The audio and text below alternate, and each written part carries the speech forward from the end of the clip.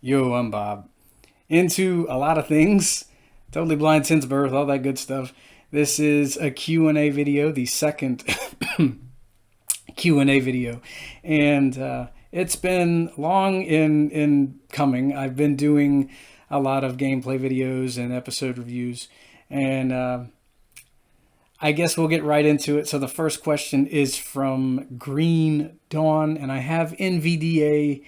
He's on the laptop in my lap, and I'll see if I can't have him read each question. The questions are in the comment section of the previous video.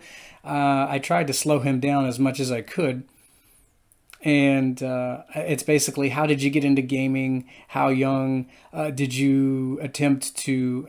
How'd that go? Brute force some games just to experience them. Did you attempt to brute force some games just to experience them? I think I was a really little guy when I got into video games. My older cousins, Heather and Angel, they played Nintendo Entertainment System. And of course, you got Mario with Nintendo. So I remember really being fascinated with the idea of, hooking something up to your TV and actually diving into that world of the characters. So much so that I asked for a Nintendo when I was around 7 years old for Christmas, and I had to have Teenage Mutant Ninja Turtles, the original, where you swam through the electric seaweed and you had to, beat up guys in the sewers. Then you'd go up to the streets and try to drive. Well, you were me. You were trying to drive the party wagon around. I didn't really get very far in it because, well, no accessibility features back in those days. So I think I really did have to brute force my way through that game. I didn't really get very far. I had some friends who would come over, and they would make it to, I'd say, around the third level, where you actually were in the van and you had to, I guess, save Master Splinter, I think. I remember, I don't know if we ever got to the Technodrome in that game. I remember, speaking of brute force, Lord of the Rings: The Two Towers on PlayStation 2.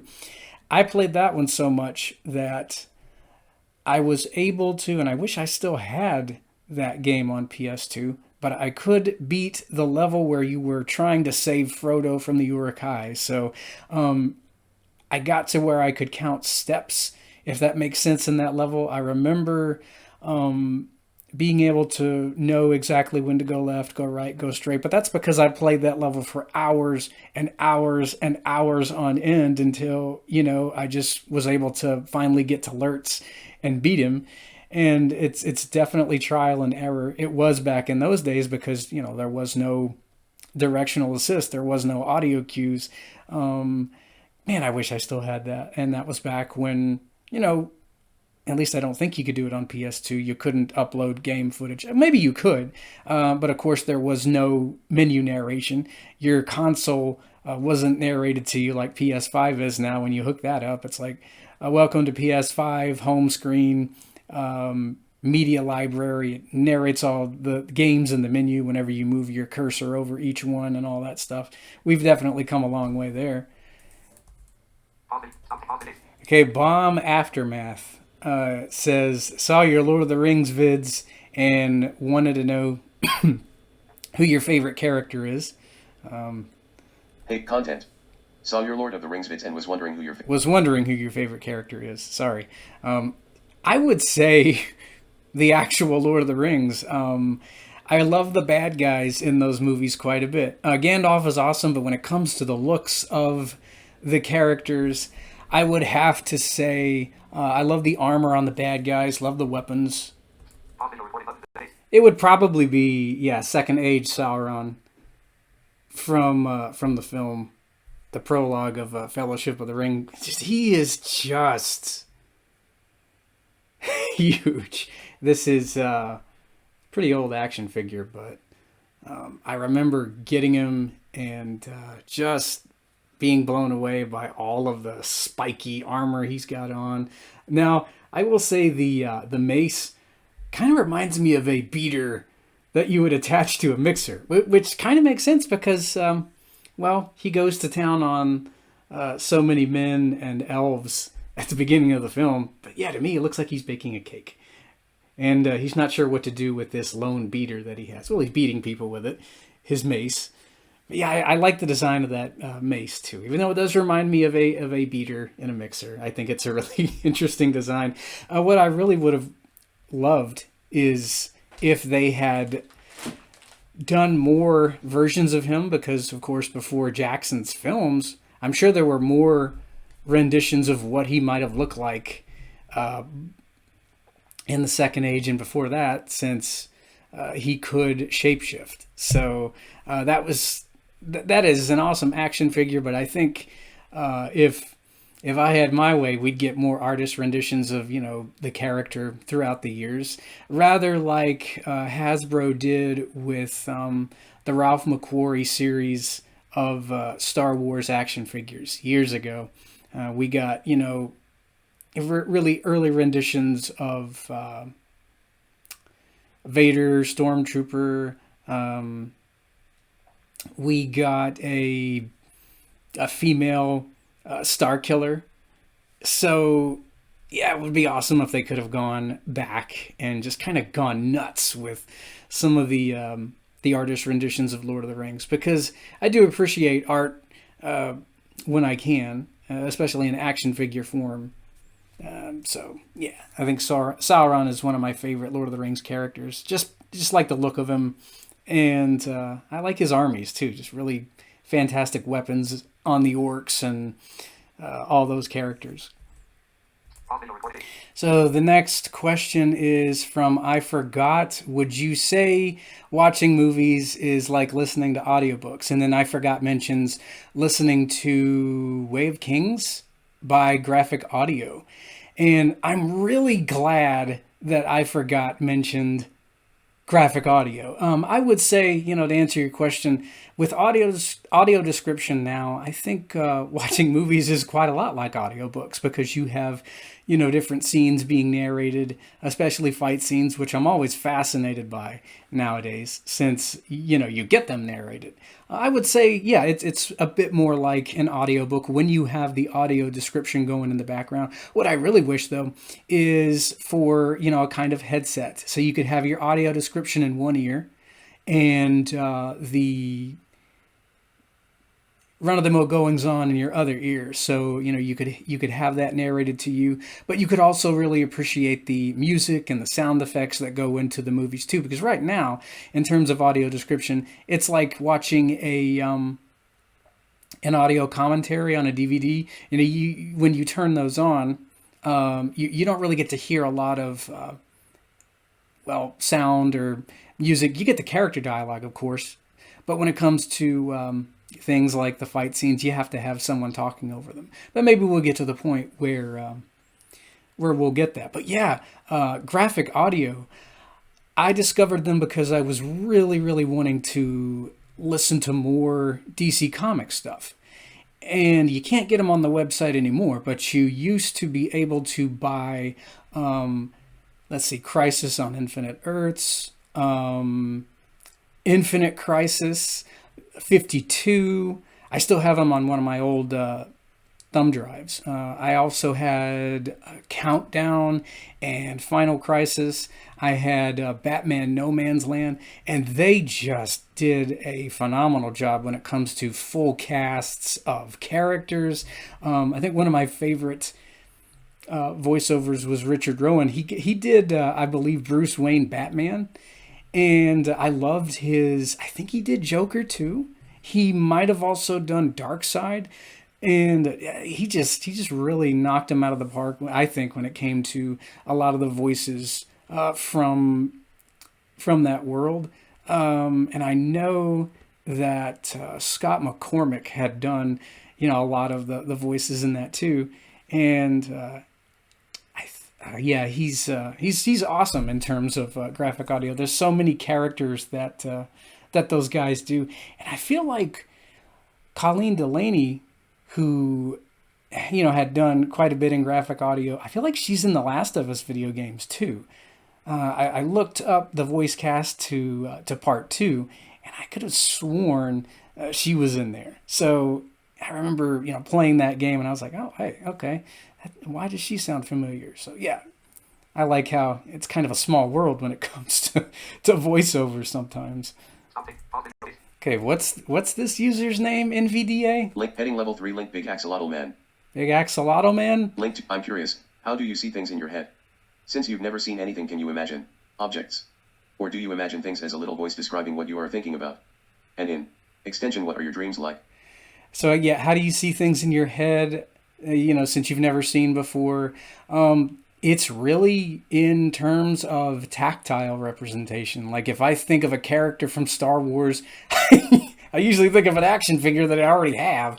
So it's weird to talk about. I mean, weird to kind of make my point come across, but that's where my mind goes in terms of visualizing characters in movies and stuff like that. There are props and replicas too. I've seen in my own way, of course, an E11 at at Targets and other places like that. The Stormtrooper blaster and Darth Vader's helmet. I mean, I know they're not that small or anything, so it's kind of cool when I'm able to look at things that are more in scale in terms of movie props and what have you. And what are your dreams like? Well, they're I think just like everyday life, it's just a bunch of voices, walking around, not seeing anything in dreams either. I've never seen in my dreams or anything like that since I don't see anything in real life. So yeah, just kind of, disembodied voices and, there is tactile representation in my dream. Like, you'll dream you're walking on a sidewalk, or one time I dreamed there was a shopping mall in my living room. That was pretty cool. I think I was about 9 when I had that one. Yeah, I walked into the living room and there was, a Great American Cookies and an Aladdin's Castle arcade and whatnot. That was a pretty awesome dream. So, but yeah, it was all tactile representation.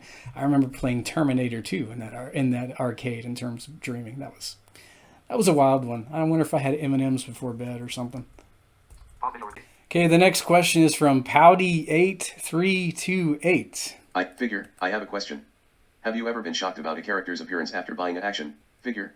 For example, the audio description was poorly done or missed a few key features, so when you're finally able to get the character design in your hands, it didn't match your mental image. If so, who? So yeah, basically, have you ever been shocked when you bought an action figure and, the character doesn't match your mental image, or if the audio description didn't line up? I'm thinking of Krang's android body from Teenage Mutant Ninja Turtles, the animated series. I wasn't expecting a big bald guy wearing little shorts. So, but I mean, I really liked the action figure a lot when I was a kid. But I wonder if Shredder and Krang ever had this conversation off screen to where Krang was like, "Why did you design this thing wearing swim trunks? Why does he look like a giant baby?" I don't know. I guess Krang was just happy to have more locomotion. I mean, he had his little pedestal that he sat on, and I would imagine the bubble walker to walk around it. But yeah, Krang's android body was a really big shock to me. But I love that design, though. Shredder kind of did a patchwork job. I'm sure he kind of cobbled it together. He built in all kinds of weapons. Krang could turn his arms into flail and various axes and things like that. I've always loved Krang. He's one of my favorite characters just because he has different suits he can wear. He's got his Sunday best, which is his android body, or he can go around his little bubble walker if he wants. I will say I really laughed at the design when I got out of the box such a long time ago. I mean, I wasn't disappointed by it or anything, but I thought, it's a wacky show, and the design for Krang's android body really fits. And and I do really find it funny that the character loves soap operas. Gotta hand it to Krang. I hope he was able to finish the John and Marcia storyline. I know he cried during one of those episodes. Such a touching moment to see a grown brain cry in the animated series there. I think another one would be Apocalypse from X-Men, the animated series. He has a tiny head. I don't know what I was expecting. I mean, it's not a tiny head, but it's kind of Just a bit smaller than I would have expected. But he's still a really cool character. I like his armor. He's got a really powerful look to him, with those big, crazy buff arms and all the armor wrapped around him. He's got the hoses coming out of his arms. Lord Zed was another character I was shocked by, because, well, I wasn't sure what to expect. And he's from Mighty Morphin Power Rangers. I'm sure everybody knows that, but there might be a couple people that don't. Just a really awesome design. Was actually blown away by it because this is a guy whose skin is, well, he doesn't have any skin. It's exposed muscle and sinew, and his brain is exposed, and he's just really, really rad looking. One of my favorite action figures. I did some Lightning Collection figure reviews quite a long time ago on this channel, and I remember saying in one of those videos that when I was a kid, Lord Zed didn't have the hoses, going into his arms and whatnot. We didn't have hoses with our Lord Zeds back in the 90s.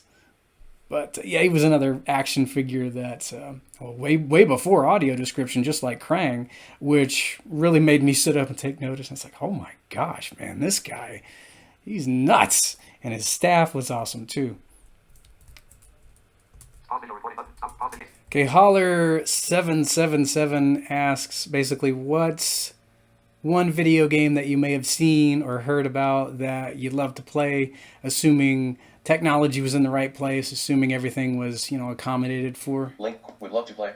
Assuming that the technology was up to date and accommodating. Yeah, assuming that the technology was up to date and accommodating. Boy, I could I could write a book.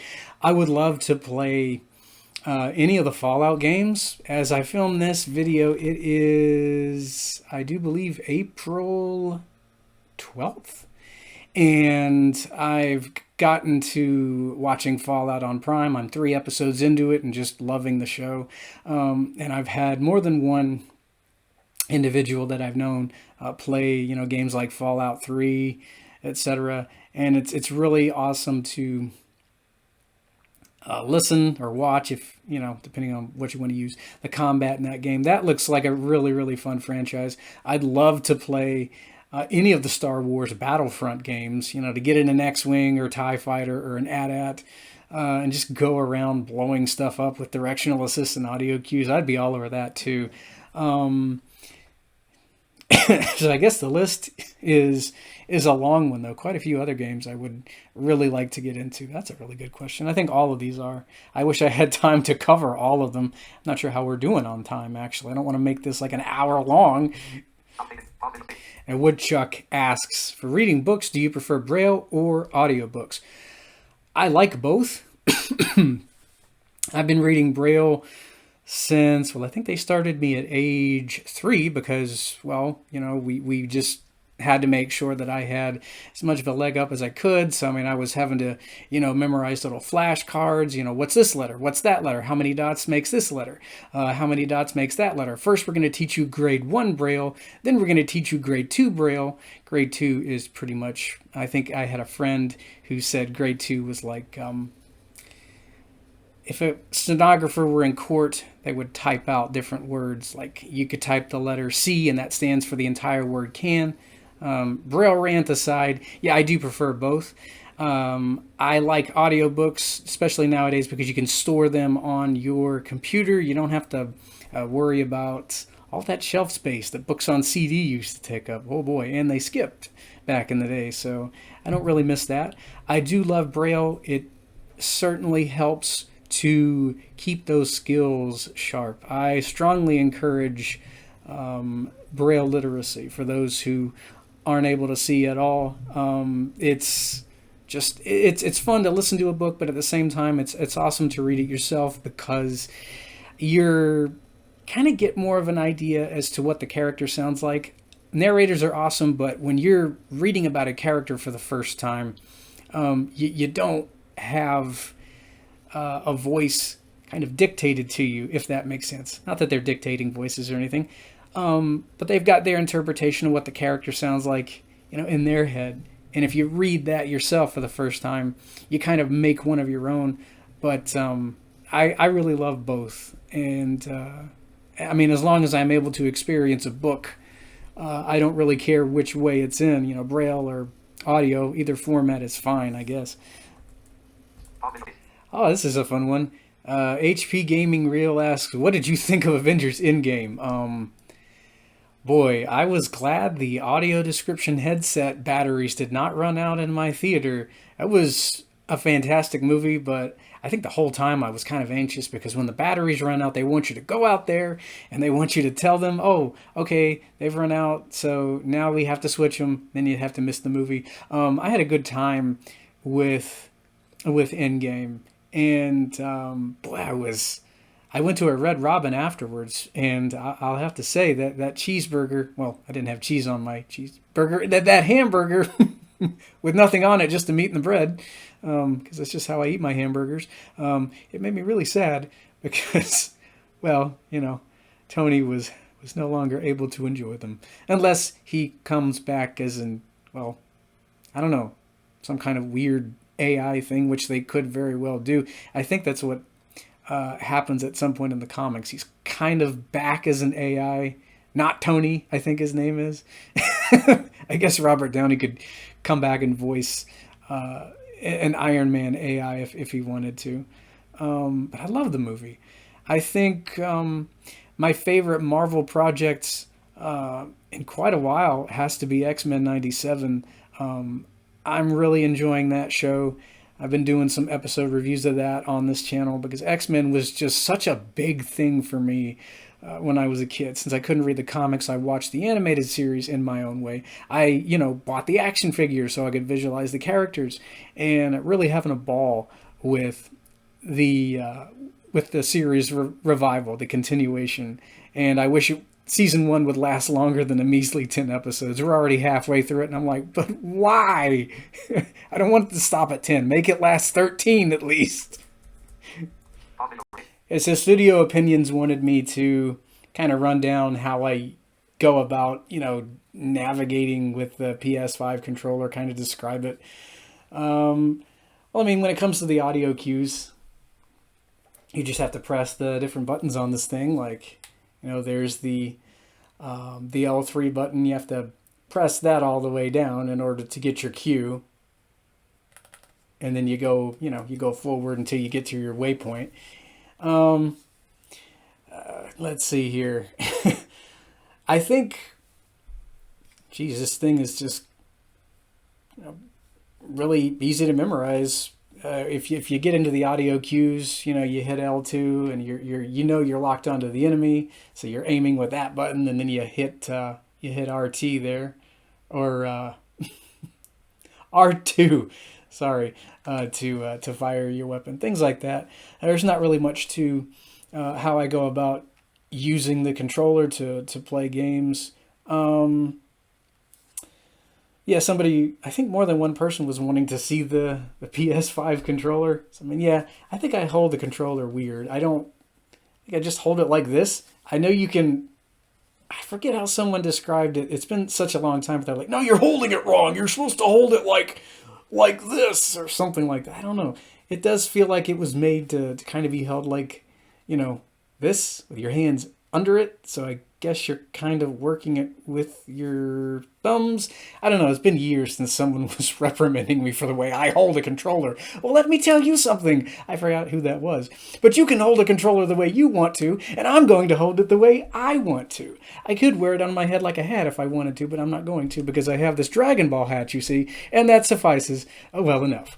I guess that's about it for this video. I probably left a few questions off, but we can always do another one in the future, in the not too distant future, somewhere in time and space, as a certain theme song used to go on TV. Anyway, till next time, I'll hear you then.